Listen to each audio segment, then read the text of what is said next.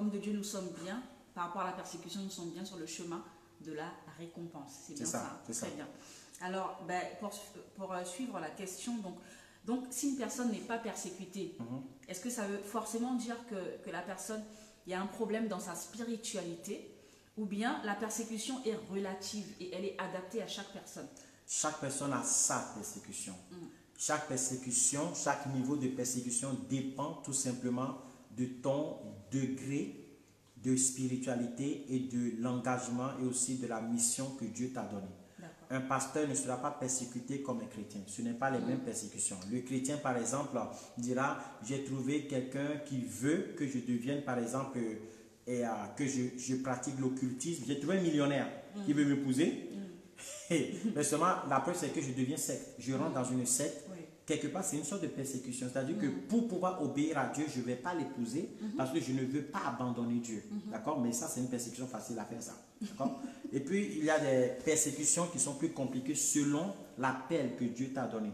Plus la persécution est grande, plus ta responsabilité spirituelle est élevée. Le diable n'ira pas attaquer une personne qui lui sert à rien. Le diable ira attaquer une personne qui le dérange. Donc, c'est quelqu'un qui dérange, qui, tout simplement, on persécute. Moi, par exemple, on m'a demandé de pratiquer l'occultisme. On m'a demandé, je suis déjà allé prêcher dans des églises, par exemple, catholiques, je vais lui dire. J'ai célébré des mariages dans des églises catholiques parce que c'était dans d'autres conditions. Mais on m'a demandé des alliances non pas des alliances des alliances œcuméniques. D'accord? Œcuméniques. Ce n'est pas ma conviction.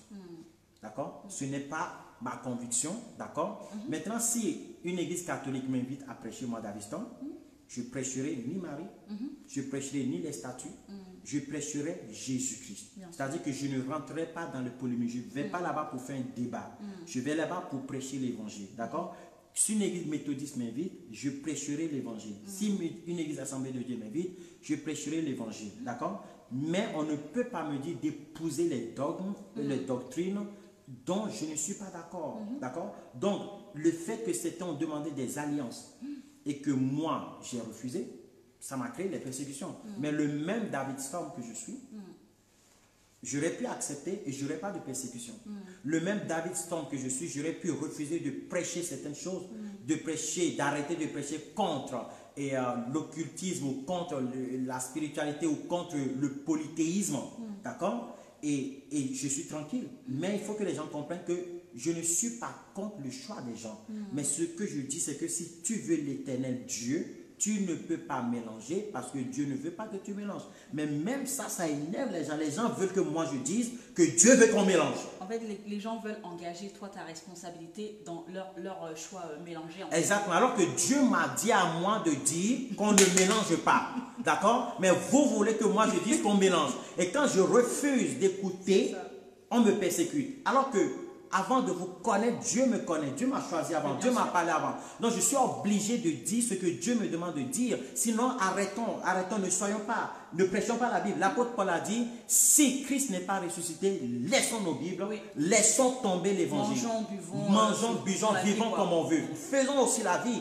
Mais si nous essayons, nous ne sommes pas parfaits, mais si nous essayons de l'être, si nous luttons contre le péché, luttons contre la chair pour tous les jours, faire plaisir à Dieu. Si nous tombons, nous nous relevons. Si nous essayons tous les jours d'avancer, si nous fautons, nous demandons pardon à Dieu, nous voulons avancer, nous nous sanctifions, nous avons une conscience, c'est bel et bien parce que Dieu existe. Alors soit on le sert, soit on ne le sert pas. Donc on ne peut pas mélanger la parole de Dieu. Je peux dire à quelqu'un peut me dire, est-ce que Dieu veut qu'on prie sans cesse? Oui, Dieu veut qu'on prie sans cesse. Mais on me posera la question aujourd'hui, est-ce que David Stone, tu pries sans cesse? Je dirais, non, il y a des fois, je ne prie pas du matin au soir. Vous comprenez? Mais ce n'est pas pour autant que moi, je vais vous dire de ne pas prier sans cesse. C'est vrai. Vous comprenez? Je ne peux pas rentrer dans la compromission. Ce n'est pas possible. Dans ce cas, je laisse la prédication et je deviens une personne qui veut faire ce qu'il veut. Mais aussi homme de Dieu, serviteur de Dieu, même enfant de Dieu. Oui. En fait, ça relève de quelque chose qui est indépendant de nous.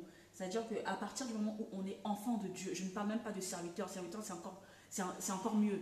Mais juste enfant de Dieu, ça veut dire qu'on a une étiquette, un mode de vie, un style de vie, une vie à qu'on a soi-même adopté, parce que Dieu ne nous a pas forcés. Donc à partir du moment où nous avons fait ce choix-là qui est personnel et individuel, donc nous adoptons un style de vie qui devient le nôtre contre vents et marées. Maintenant, si nous sortons de là pour aller vivre un autre choix de vie, nous ne sommes plus appelés enfants de Dieu parce que nous ne rentrons plus dans les axes et dans les lignes de ce qu'on appelle un enfant de Dieu. C'est comme un serviteur de Dieu. Serviteur de Dieu, il ne s'est pas fait serviteur de Dieu. En fait, c'est Dieu qui l'a appelé à le servir. Mais le jour où il voit que c'est trop dur pour lui, ou bien il ne veut plus, ou bien c'est trop compliqué, ou bien il rentre dans la compromission, comme tu l'expliques si bien, à ce moment-là, il n'est plus serviteur de Dieu. Il devient serviteur de lui-même, parce que c'est lui-même qui a fait ses propres choix. Serviteur de Dieu, ça veut dire que je me soumets à celui qui m'a envoyé. Tel que Jésus dit, je ne suis pas venu de moi-même. Je fais la volonté de celui qui m'a envoyé. C'est ça un serviteur. C'est comme un esclave. Un esclave fait ce que son patron l'envoie faire. Mais à partir du moment où il sort de la coupelle de son patron, il n'est plus esclave.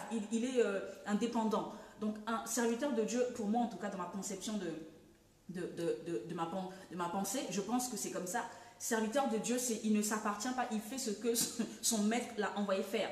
Mais le jour où il rentre dans la compromission, ou dans ses choix, ou dans ses alliances, ou des trucs bizarres comme ça, il n'est plus serviteur de Dieu. C'est clair, net, c'est précis. La Bible est ce qu'elle est. On ne peut pas, en fait, on ne peut pas changer la Bible pour me faire plaisir à moi, ou toi, ou qui que ce soit. Non, elle est ce qu'elle est. Soit tu rentres dedans, tu la prends de Genèse 1 à Apocalypse, dernier verset. Soit tu prends pas, mais on ne peut pas faire des micmacs. Ah, ça m'intéresse, ça non, ça c'est un peu trop compliqué. Non. Oui. L'histoire, ce que je voulais rajouter aux gens, c'est que Jésus, qu'est-ce qu'il a fait de mal? Une personne comme Jésus, il a fait quoi de mal pour qu'on le persécute, pour qu'on veuille le lapider? Un jour, il a dit, pour tout le bien que je vous ai fait, pour lequel voulez-vous me lapider? Ils ont dit, parce que tu te prends, toi qui es un homme, tu te prends pour fils de Dieu. Étienne a fait quoi de mal pour qu'on le lapide? Pourtant, il avait des brigands. Barnabas, qui n'a jamais été lapidé. Au temps de Jésus, jamais été lapidé. Au temps d'Étienne, jamais été lapidé. Mais c'est Étienne qu'on lapide. Étienne qui guérit les malades. Pierre, il a fait quoi de mal? Est-ce que Pierre a soulevé des gens? Est-ce que Pierre a soulevé une révolte contre Rome ou contre César? Est-ce que Pierre a fait quelque chose contre l'État? Non. Pourquoi il était persécuté? Paul, que lui-même a persécuté. Pourquoi est-ce que quand il est arrivé à Antioche, pourquoi lorsqu'il est arrivé à Corinthe, pourquoi lorsqu'il est arrivé à ces pays, on a voulu le tuer? Il était même un jour tué. La Bible dit qu'on les a jetés au dépotoir et le lendemain, ils sont réveillés. En fait, dans ceux qui sont réveillés, l'Esprit de Dieu est réveillé. Pourquoi est-ce que Paul, pourquoi est-ce qu'on prêche la vérité? On prêche respecter l'État, on prêche aimez-vous les uns les autres, on prêche ne vole pas, ne tue pas, ne fume pas la drogue, ne t'énivre pas, aime ton prochain, ne frappe pas ta femme, ne frappe pas ton mari, n'injurie pas, etc. Et qu'on nous persécute parce que ça dérange. Oui. Ça dérange tout simplement le diable.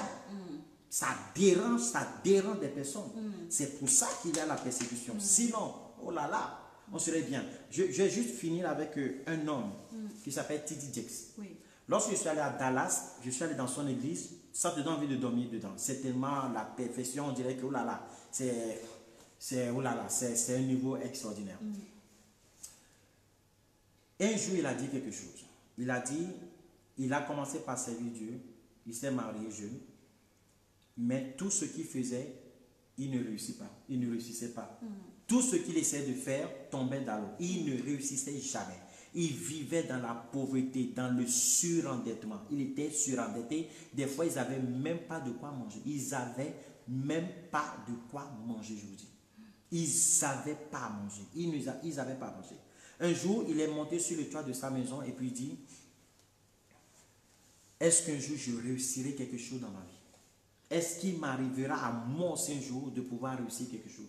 Aujourd'hui, il a une très grande église à Dallas. Dieu l'a béni. Il a un terrain, le gouvernement l'a acheté parce qu'il a le pétrole sur le terrain. Dieu l'a béni. Dieu l'a béni. Si on voit le T.D. Jakes du début et qu'on voit le petit Didier d'aujourd'hui, ce n'est absolument pas la même personne, mais il a connu les plus grandes trahisons, il a connu les plus grandes persécutions. Et voilà pourquoi j'ai envie de dire à quelqu'un ce soir, quelle que soit la trahison que tu connais, quels que soient les abandons qui tournent autour de toi, quel que soit le rejet que tu es en train de subir, quel que soit le dénigrement, le mépris que tu es en train de subir, j'ai moi, David Storm, une bonne nouvelle pour toi. Marche sur le chemin de Dieu, Amen. marche sur le chemin de la vérité, continue par faire confiance en Dieu, Amen. continue par marcher dans la parole de Dieu, ne lâche pas Jésus, ne lâche pas la parole, parce que celui qui persévère jusqu'au bout sera récompensé. Il y a la récompense dans la persécution, il y a la récompense dans la persévérance, il y a la récompense dans cette traversée. Traverse et remporte la victoire, car si tu ne traverses pas la mer, tu n'iras pas à Canaan. Amen.